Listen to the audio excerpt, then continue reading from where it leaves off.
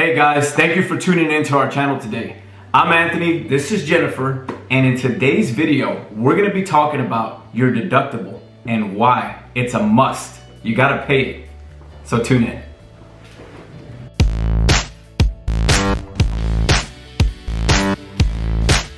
A lot of companies out there that are waiving deductibles, small companies. Every day. Big companies. Yeah, so that being said, let's hit a few points. Point number one, if your contractor, okay, if he's fooling you, if he's breaking the law, what are they doing to you? If they got the courage to break the law, what are they gonna do to you, the homeowner, that's smaller than the law? So think about that. Is it a good business practice? It is written in the Texas Department of Insurance that it is completely illegal for a contractor to waive, discount, cut a deductible, all or in part, okay? And it's also illegal to rebate it, any portion of the deductible. We're gonna tell you, hey, let us put a sign on your yard and, you know, we're gonna pay you for your deductible. That's illegal. If they got the guts to break the law. So think about that. Number two, okay? It is absolutely a bad business practice. It is a poor decision, okay, to waive, rebate, cut deductibles, okay, all or in part. A business, for it to be successful, you gotta think, as the homeowner, who am I hiring? Are they gonna be able to honor their warranty in the next 2 years, the next 3 years, okay? If they're giving away $2,000, $3,000 to you, okay, and they're doing that with your neighbor, and they're doing that, you know, down the street and in the next neighborhood, how much money are they giving away every year? Okay, can a company actually maintain and be in business and fund its liabilities if it's giving away hundreds of thousands of dollars a year? So that's the second thing you want to look at when you're thinking about waiving your deductible. I know it sounds good. It sounds so good, right? When a contractor comes, you say, hey, you don't have to pay nothing, or you just have to pay half. It sounds sweet. But in reality, it'll come back to bite you later. Yeah, so as we can see, it's very clear here in the Texas Department of Insurance. Not only do you get a fine, but you can also go to jail. Don't take that risk. Insurance companies are auditing, they are checking. In fact, here's an example.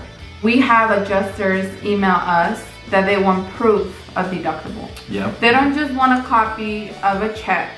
They want to see that the check has been put in our bank. Yep. So it's not worth it. So if the contractor is invoicing the insurance for a higher amount and claiming that you paid that amount or that you're paying that amount, that's fraud. Insurance are not here to put money in your pocket. Money is for your house to get fixed, to restore it back to its original state. So like she was saying, right? We get emails from adjusters, okay? Many people think, oh, my deductible is, you know, $4,000. Okay, my insurance will mail me a check for the difference. Well, your insurance is gonna pay you the difference, but they're not gonna mail you one check for the difference. This is where it becomes an issue. Your insurance company is going to send you a portion of what you're supposed to get. So if you're supposed to get $10,000 from your insurance company after your deductible, they're not gonna send you the whole $10,000. They're gonna send this money into 2 payments. The first payment, after the work is completed, then they will send a second payment. Now that depends on your contractor. They had to bill you the entire amount for your estimate, your insurance estimate. So if your work is $15,000 according to the insurance company's estimate, your contractor has to send an invoice for $15,000. And by Texas law, they have to actually collect that money, okay? They have to collect your deductible, and they have to collect the first payment, and they have to complete the project. And they have to provide proof that you, the homeowner, paid your deductible before the insurance company releases that second payment. So where it becomes fraud is just like Jennifer was saying, is when your insurance company is paying $15,000, just an example, if they're paying $15,000 for your roof and your contractor only cuts your deductible okay, and then they send an invoice for $15,000 to collect that second payment, that's where it becomes fraud. Because if they're cutting your deductible, are they actually charging you $15,000? Absolutely not. They're charging you less than the invoice that they turned in. This is why it's a felony and it is a fraud in the state of Texas and in many other states. And here, the next point, remember we're talking about this? If they are cutting your deductible, then are they cutting corners? You gotta think, man. You're a responsible homeowner. At the end of the day, you're gonna be the one dealing with problems if your contractor's nowhere to be found, and if you can't hold them accountable for their work. Here's one example. So, you know, we install roofs. So every day when we're driving around, we're working, we're in neighborhoods, one common thing we see is roofers, not in our company, but in other companies, they're using the same pipe jacks. That's gonna cause problems in the future. That's cutting corners. Yeah, basically they're using the same old roofing components and putting them back on your roof. Yeah. It will leak in the future. And then when you want to call them back to come take care of it, guess what? They have a tail light warranty.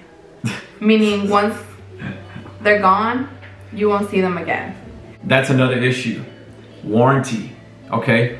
How can they be around to honor their warranties if they're giving away thousands of dollars every project?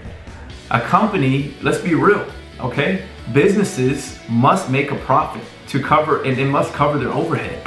So if they're giving away thousands of dollars, how can they afford to come back and fix any issues you may have with a leak or any type of issue in the future?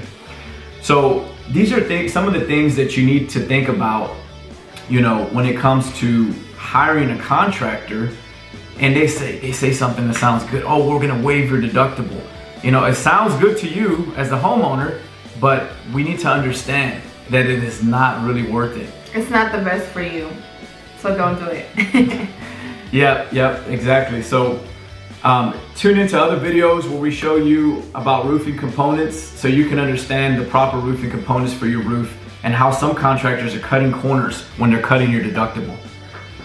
And don't forget to subscribe and like our video. See you next time.